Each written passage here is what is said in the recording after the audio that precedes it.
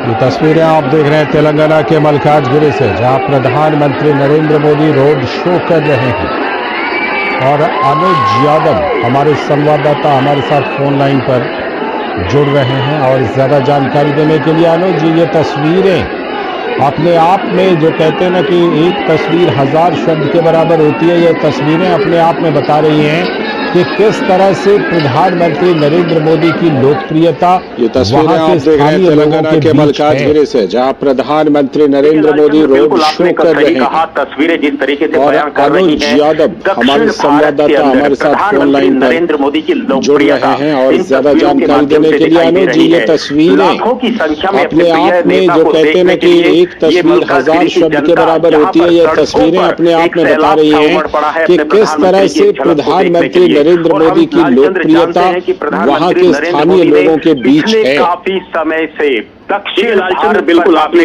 सही कहा। तस्वीरें जिस तरीके से बयान कर रही हैं, दक्षिण भारत के अंदर प्रधानमंत्री नरेंद्र मोदी की लोकप्रियता इन तस्वीरों के माध्यम से दिखाई दे रही है। लाखों की संख्या में अपने प्रिय नेता को देखने के लिए ये मल्काजगिरी की जनता यहाँ पर सड़कों पर एक सैलाब सा उमड़ पड़ा है अपने प्रधानमंत्री की झलक को देखने के लिए। और हम लालचंद्र जानते हैं कि प्रधानमंत्री नरेंद्र मोदी ने पिछले काफी समय से वहां भारी भीड़ देखने को मिली। केरल के अंदर, अब तेलंगाना के अंदर और कल फिर तमिलनाडु के अंदर। कुल मिलाकर दक्षिण भारत के अंदर जो प्रधानमंत्री नरेंद्र मोदी का फोकस रहा है, उनकी नीति और नीयत रही है लोगों का विकास करना, लोगों को आगे बढ़ाना, सबसे पहले राष्ट्र को प्रथम रखते हुए अपनी कार्यशैली को दिखाना, वो ही अब जनता के माध्यम से तस्वीरें दिखाई देती हैं। क्योंकि जब यहाँ की जनता को, आसपास के इलाकों को पता चला, तो ना सिर्फ मल्काजगिरी की बल्कि अलग अलग जिलों की जनता सुबह से ही आना शुरू यहाँ पर हो गई थी और प्रधानमंत्री नरेंद्र मोदी की एक झलक पा लेना चाहते हैं। अभिवादन यहाँ की जनता प्रधानमंत्री नरेंद्र मोदी का करती हुई इन तस्वीरों के माध्यम से नजर आ रही है। लाखों की संख्या है यहाँ पर, जो सड़क के दोनों तरफ जो को, क्या बुजुर्ग, क्या नौजवान, क्या युवा, सब यहाँ पर अपने प्रिय नेता को देखने के लिए मल्काजगिरी की जनता यहाँ इकट्ठा हुई है। लालचंद, बिल्कुल आपने जो बात कही कि दक्षिण भारत को लेकर के खास तौर पर प्रधानमंत्री नरेंद्र मोदी का जो साउथ कनेक्ट है, उसी साउथ कनेक्ट के सिलसिले में वो कई बार, इसी साल की अगर बात करूं तो कई बार वो दक्षिण भारत के राज्यों का दौरा कर चुके हैं। इस बार भी वो एक बड़े दौरे पर निकले हैं दक्षिण भारत के। ये जो तेलंगाना में जो उनकी ये उनका जो रोड शो है, उसमें खास तौर पर जिस तरह से मैं देख पा रहा हूं इन तस्वीरों में कि लोग जो उनसे मुलाकात कर चुके होते हैं, वो फिर से एक बार इस काफिले के आगे जाकर खड़े होते हैं प्रधानमंत्री को देखने और अभिवादन करने के लिए। किस तरह का वहां के लोगों से भी अगर कोई बातचीत आपकी हुई हो, लोगों की क्या प्रतिक्रिया है, उनके मन के उद्गार क्या हैं? लालचंद्र, सबसे बड़ी बात है कि जिस तरीके से प्रधानमंत्री नरेंद्र मोदी का काफिला धीरे धीरे आगे बढ़ रहा है, यहाँ की जनता, लोग जो हैं इस काफिले के पीछे पीछे आगे भाग रहे हैं और लगातार प्रधानमंत्री नरेंद्र मोदी की तरफ एक कनेक्ट कर रहे हैं, उनको धन्यवाद दे रहे हैं दक्षिण भारत के लिए जो कार्य प्रधानमंत्री नरेंद्र मोदी ने किए हैं। और दूसरी सबसे बड़ी बात यह है कि बिल्कुल आपने सही कहा लालचंद्र, पिछले 2 महीने से मैं लगातार दक्षिण भारत के अंदर हूं, जो प्रधानमंत्री के अलग अलग कार्यक्रम रहे हैं, और उसका सबसे बड़ा रिकॉर्ड यह है कि पिछले 1 महीने की बात, चाहे आप केरल की कीजिए, चाहे आप तमिलनाडु की कीजिए, चाहे आप तेलंगाना की कीजिए, ये तीसरा दौरा 1 महीने के अंदर है तेलंगाना का। तमिलनाडु का भी तीसरा दौरा है। केरल के अंदर कई दौरे वो लगातार कर चुके हैं।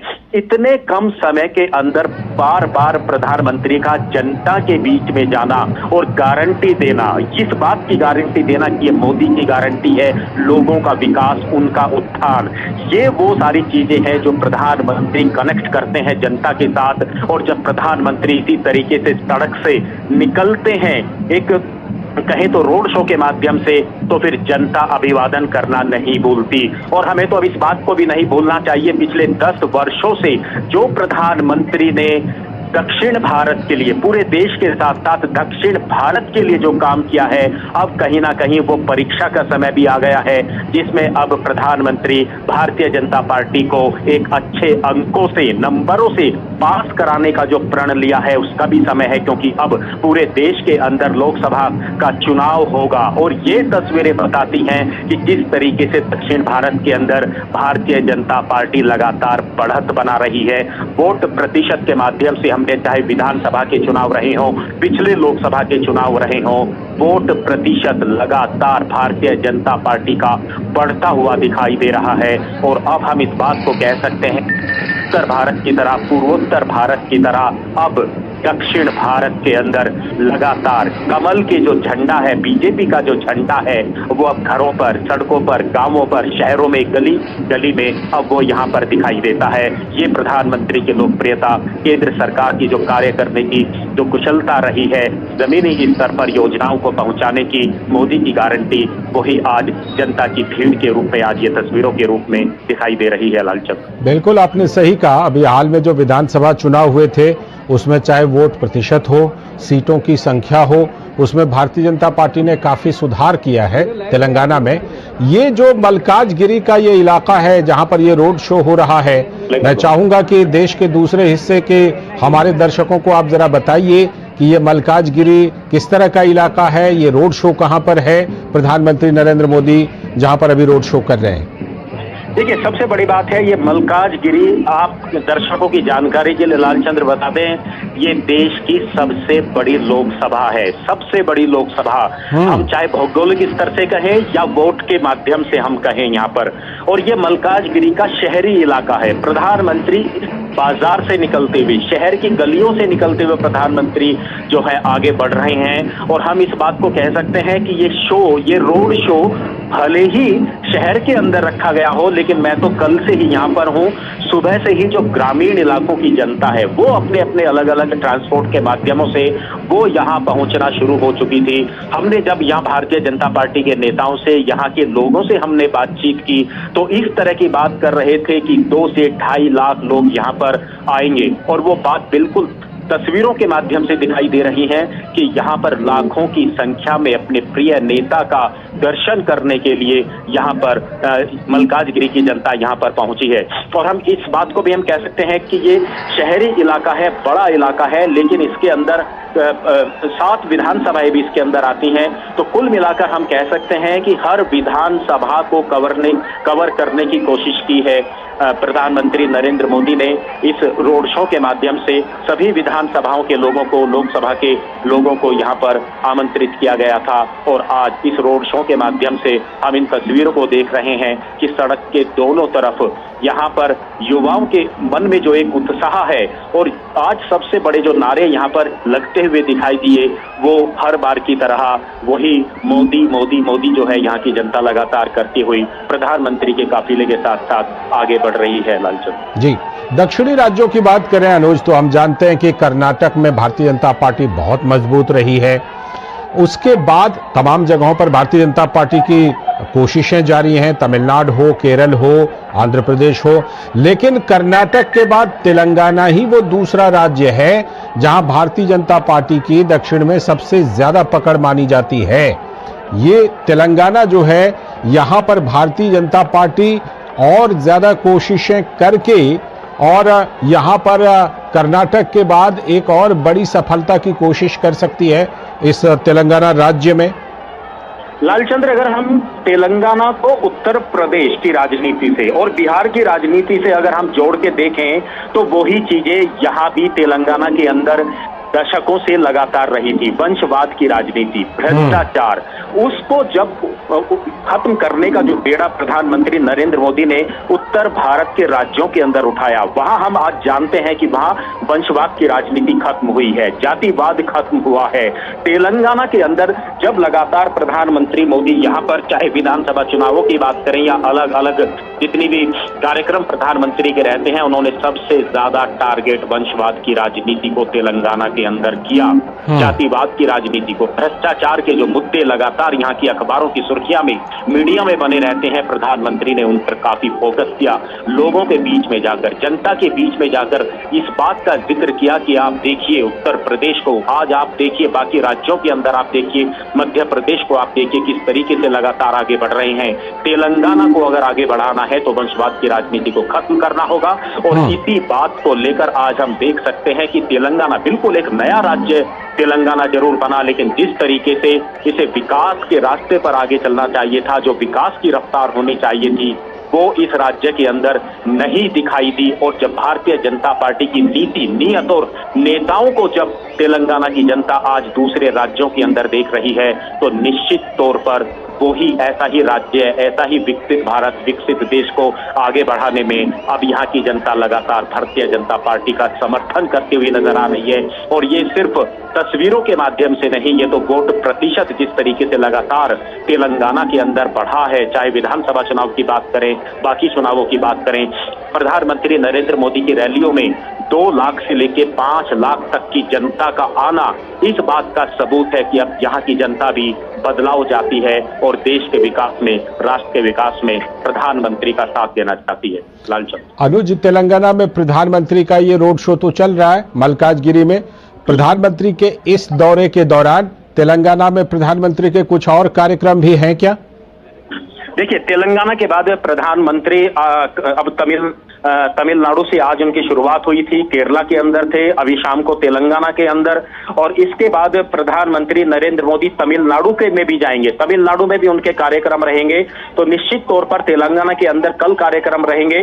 तो निश्चित तौर पर कल जनसभा जो है वो तेलंगाना के अंदर होगी, जो मल्काजगिरी से करीब 150 किलोमीटर का इलाका है, और करीब 5 से 7 लाख लोगों को वहां आमंत्रित किया गया है। एक बड़ा जनसमूह वहां पर इकट्ठा होगा, और कल के बाद फिर प्रधानमंत्री तमिलनाडु में भी रहेंगे। तो कुल मिलाकर लगातार दक्षिण भारत के अंदर प्रधानमंत्री के ये दौरे बता रहे हैं, और यहाँ की जिस तरीके से जनता अपने नेता का अभिवादन करने के लिए रैलियों के अंदर, रोड शो के अंदर, बाकी कार्यक्रम के अंदर जो जनता आ रही है, अब इस बात का संकेत मिला है कि इस बार शायद भारतीय जनता पार्टी को एक बड़ी जीत, बहुत बड़ी जीत दक्षिण भारत से मिलेगी। हम जानते हैं कि जो मीडिया के अंदर जिस तरह की बातें लगातार आती हैं, जो पत्रकार हैं, चाहे बाकी चुनाव विश्लेषक हैं, वो इस बात का हमेशा जिक्र करते थे कि दक्षिण भारत के अंदर भारतीय जनता पार्टी का उदय होना, यहाँ पर उसकी बढ़त होना काफी मुश्किल लगता है। लेकिन पिछले कई वर्षों से अब राजनीतिक पंडितों की वो भविष्यवाणी लगातार गलत साबित होती रही है, और इसको गलत साबित कर रही है दक्षिण भारत की जनता, तमिलनाडु की जनता, तेलंगाना की जनता। लालचंद्र, अनुज, जिस तरह प्रधानमंत्री नरेंद्र मोदी ने बीजेपी के लिए 370 का और एनडीए के लिए 400 पार का नारा दिया है, वैसे में जो तेलंगाना की 17 सीटें हैं, भारतीय जनता पार्टी की पूरी कोशिश होगी कि अपनी पार्टी के लिए भी और उनके जो गठबंधन के सहयोगी हैं उनके साथ तेलंगाना की 17 सीटों में से ज्यादा सीटों पर जीत दर्ज की जाए। लालचंद्र, अब तो 400 पार के नारे दक्षिण भारत की जनता भी लगा रही है। 370, बिल्कुल, ये भारतीय जनता पार्टी 370 के आंकड़े को पार करना चाहती है, 370 के आंकड़े को छूना चाहती है, और 400 पार का जो आंकड़ा है, निश्चित तौर पर वो अपने जो सहयोगी दल हैं उनके साथ मिलकर 400 का आंकड़ा पार करना चाहती है। आपने उत्तर भारत के अंदर तो 400 पार का नारा आपने सुना, लेकिन दक्षिण भारत के अंदर जब इस तरह के नारे लगते हैं तो एक बड़ी उम्मीद किसी भी राजनीतिक दल को जगती है, और निश्चित तौर पर भारतीय जनता पार्टी को उम्मीद जग रही है। क्योंकि सबसे बड़ी बात यह है कि दक्षिण भारत के अंदर युवाओं के साथ साथ जो महिलाओं की भागीदारी है जन समूहों के माध्यम से, वो यहाँ पर दिखाई देती है। हमने आज के रोड शो में भी ये तस्वीर हम लगातार देख रहे हैं कि महिलाओं की जो भागीदारी बढ़ रही है बहुत बड़ी उम्मीद पैदा करती है। और देखिए, महिलाओं की भागीदारी क्यों बढ़ रही है? महिलाओं की भागीदारी, युवाओं की भागीदारी बढ़ने के पीछे जो सबसे बड़ा कारण है वो है केंद्र सरकार की तरफ से, मोदी सरकार की तरफ से जो कल्याणकारी योजनाएं घरों तक पहुंची हैं। महिलाओं के लिए उज्ज्वला योजना हो, आवास की योजना हो, ऋण उपलब्ध कराने की योजना हो, किसानों के लिए अनेकों योजनाएं चल रही हैं जिसमें लोगों का जीवन स्तर काफी ऊपर उठ रहा है।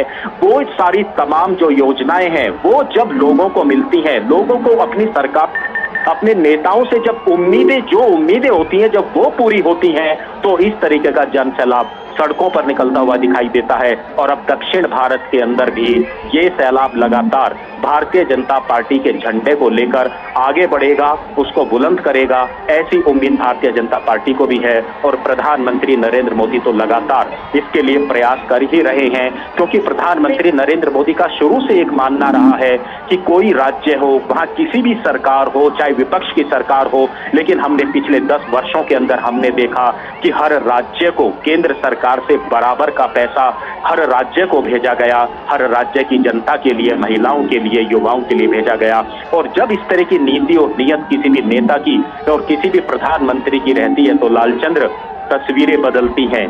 समाज एक तरीके से खड़ा हो जाता है अपने उस नेता के लिए, जनता खड़ी हो जाती है अपने नेता के लिए। और सबसे बड़ी बात है कि जो दशकों से जो बदलाव नहीं होते, जब वो बदलाव दिखाई देते हैं तो राजनीति के अंदर भी कई बदलाव होने लगते हैं। लालचंद, बिल्कुल। और जिस तरह से अनुज, जैसा हम जानते हैं कि अभी हाल ही में वहां पर विधानसभा चुनाव हुए, कांग्रेस ने बीआरएस को सत्ता से बेदखल कर दिया, तो जाहिर सी बात है कि बीआरएस इस समय सत्ता से बेदखल हुई है।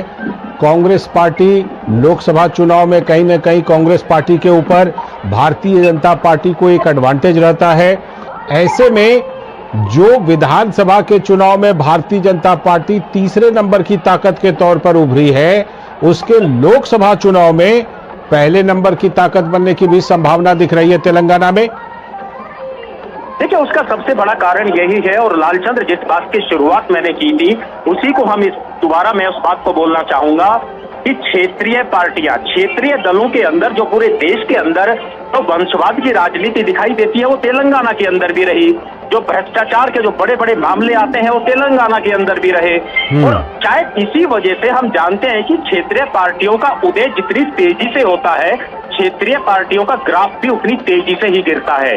राष्ट्रीय पार्टियों के अंदर जो ताकत होती है देश को आगे बढ़ाने की, राज्यों को आगे बढ़ाने की, ये निश्चित तौर पर अब दक्षिण भारत की जो राजनीति है, दक्षिण भारत की जो जनता है, वो इस बात को समझ रही है। बिल्कुल तीसरे नंबर पर आना, पहले नंबर की कोशिश करना।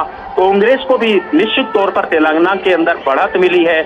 मुख्य मुकाबला इस बार हो सकता है कि कांग्रेस और भारतीय जनता पार्टी के बीच में ही हो।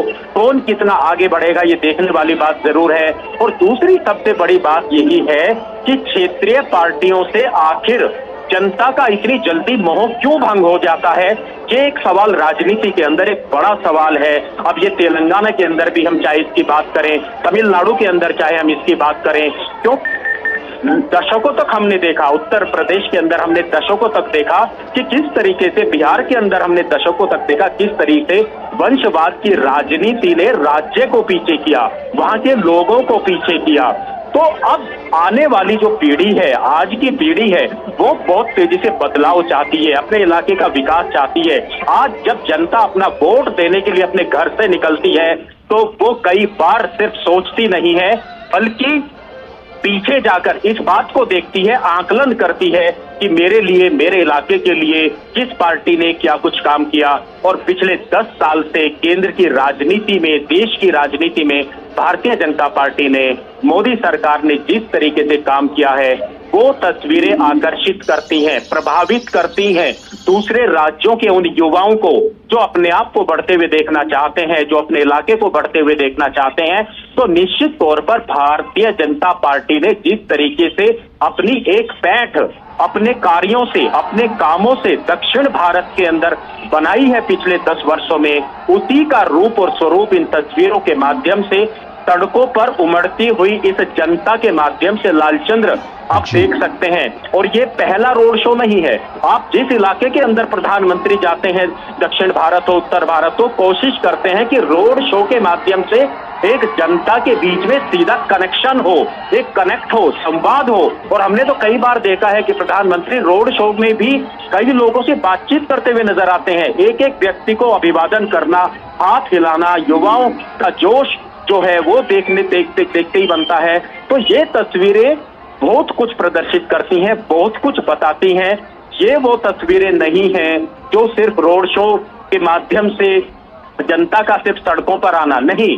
सबसे बड़ी बात है कि इन रोड शो के माध्यम से अपनी एक भावनाओं का प्रदर्शन यहाँ की जनता प्रदर्शित करते हुए नजर आती है अपने प्रिय नेता के प्रति। और ये हमने देखा है कि जब प्रधानमंत्री चले जाते हैं उसके बावजूद भी घंटों तक सड़कों पर डांस करना, नृत्य करना, अपनी लोक परंपरा को जो है उसको प्रदर्शित करना, एक अनुभव फील करना कि आज उन्होंने अपने देश के प्रधानमंत्री के दर्शन किए, घंटों से इंतजार, घंटों तक उसके बावजूद भी डटे रहना, ये प्रधानमंत्री की लोकप्रियता है उनके कार्यों की वजह से, उनकी नीति और नीयत की वजह से। लालचंद बिल्कुल वो दिखाई पड़ता है जिस तरह से कि वो लोगों के साथ कनेक्ट होते हैं, लोग जिस तरह उनके साथ कनेक्ट होते हैं, ये सब कुछ दिखाई पड़ता है। इस रोड शो में अनुज, अगर मैं बात करूं, प्रधानमंत्री नरेंद्र मोदी के साथ केंद्रीय मंत्री जी किशन रेड्डी हैं और वहां पर जो उनके लोकसभा के बीजेपी के उम्मीदवार हैं एटाला राजेंद्र, वो भी हैं। एटाला राजेंद्र की जी के जो उम्मीदवार हैं वो तो बिल्कुल प्रधानमंत्री की जीत पे जो है लगातार उनके साथ चल रहे हैं। जी, मैं उन्हीं के बारे में जानना चाह रहा था कि उनकी कुछ बैकग्राउंड, उनका कुछ पृष्ठभूमि अगर आपको आपकी जानकारी में हो तो वो हमें शेयर कीजिए। देखिए, लंबे समय से संगठन से जुड़े रहे हैं। भारतीय जनता पार्टी के लिए उन्होंने अपना जो है कई दशकों से अपना जो जीवन है भारतीय जनता पार्टी को समर्पित यहाँ पर किया है, उनके कार्यों की वजह से, खास तौर से जो इनका एक सामाजिक जो उनका लोगों से जुड़ाव है, उसकी वजह से उनकी एक काफी बड़ी लोकप्रियता इस इलाके के अंदर है। कई बार जो है वो यहाँ पर जो निगम के चुनाव हैं, जो ग्रुप के चुनाव हैं, उनको भी उन्होंने लड़ा है और जनता के बीच में जो उनका एक कनेक्शन है वो एक सबसे बड़ी बात है। और सबसे बड़ी बात है साफ स्वच्छ जो उनकी छवि है जनता के बीच में।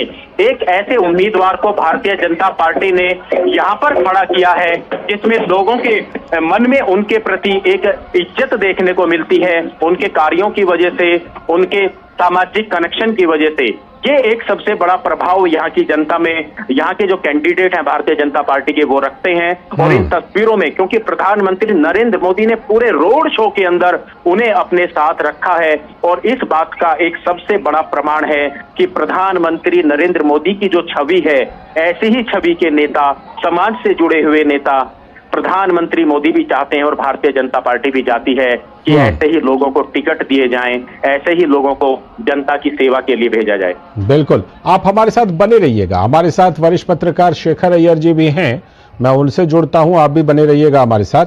और शेखर सर, जो हम साउथ कनेक्ट की बात कर रहे थे, प्रधानमंत्री नरेंद्र मोदी के लिए, भारतीय जनता पार्टी के लिए तेलंगाना वो राज्य है जहां कर्नाटक के बाद अगर हम कहें तो भारतीय जनता पार्टी की सबसे ज्यादा, यानी दूसरे नंबर पर फिलहाल की बात कर रहा हूं, फिलहाल तेलंगाना ही वो राज्य है जहां पर भारतीय जनता पार्टी के विस्तार की सबसे ज्यादा संभावना है और सबसे ज्यादा दूसरे नंबर की पकड़ भी है तेलंगाना में। चंद जी, आपने देखा कि 2018 विधानसभा चुनाव और 2023 विधानसभा चुनाव, उसमें 2018 में बीजेपी को 7% वोट मिली थी, अब 2023 में जाके 14% वोट मिला है। और जब लोकसभा में कम से कम 4 सीटें तेलंगाना बीजेपी की है। अब बीजेपी उम्मीद कर रही है कम से कम 10 से ऊपर ले जाने की, जब कुल सीट वहां पे 17 सीट है। और तेलंगाना लगातार बीजेपी से पहले ही वहां पर काफी अटेंशन दिए हैं, और इस बार भी आपको तेलंगाना विधानसभा चुनाव में भी बीजेपी का काफी अच्छी प्रदर्शन रही, अपना वोट परसेंटेज बढ़ा और साथ में एमएलएस भी बढ़े। इसीलिए अभी इस लोकसभा चुनाव में भी, क्योंकि पिछले चुनाव में 4 सीटें मिली थी लोकसभा चुनाव में, इस बार ज्यादा उम्मीद है। कई लोग भारत राष्ट्रीय समिति से भी लोग छोड़ के इस पे शामिल हो रहे बीजेपी में, इसलिए ज्यादा उम्मीद है। आज अभी जो हम देख रहे हैं, ये जो प्रदर्शन, प्रधानमंत्री जी का रोड शो, लोगों को उत्साह और मलकजगिरी, जैसे आपके संवाददाता कह रहे थे, ये सबसे बड़ा लोकसभा चुनाव क्षेत्र है जो हैदराबाद से लगा हुआ है।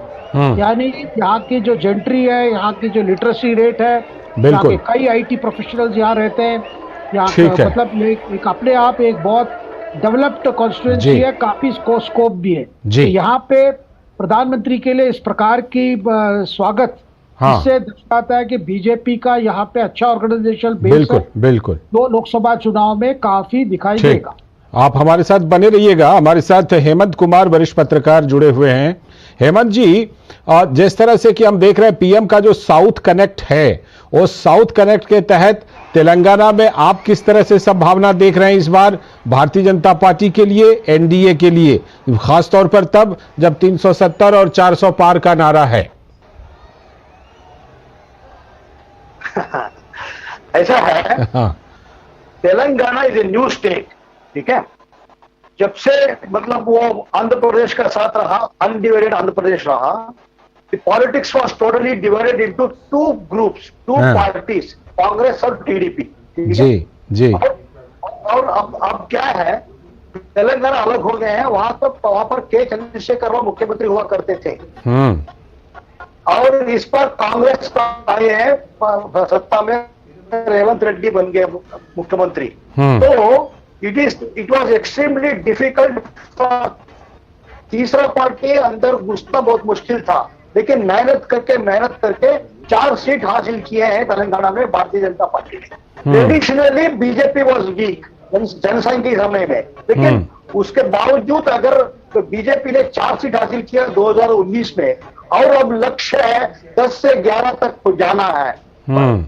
10 से 11-12 तक जाना है, इसको लक्ष्य रखा उन्होंने। इसका मतलब है अपने आप में बहुत बड़ी बात है, बहुत बड़ी बात है। अगर हाँ।